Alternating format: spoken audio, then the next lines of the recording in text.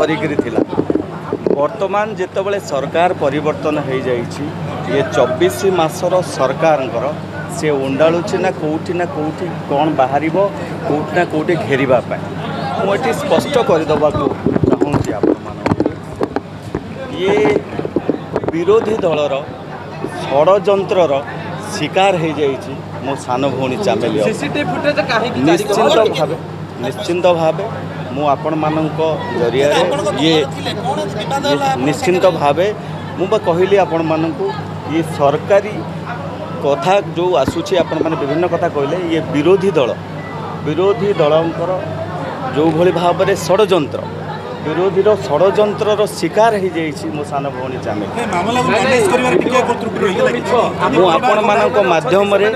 ये कहि रखिबा को चाहूँगी जो माने प्रत्याखित नेता अच्छा जो माने विरोधी दलर नेता अच्छा से माने को साधारण जनता आउ काम रे देखा चाहूना से माने केवल कैमेरा आगे देखा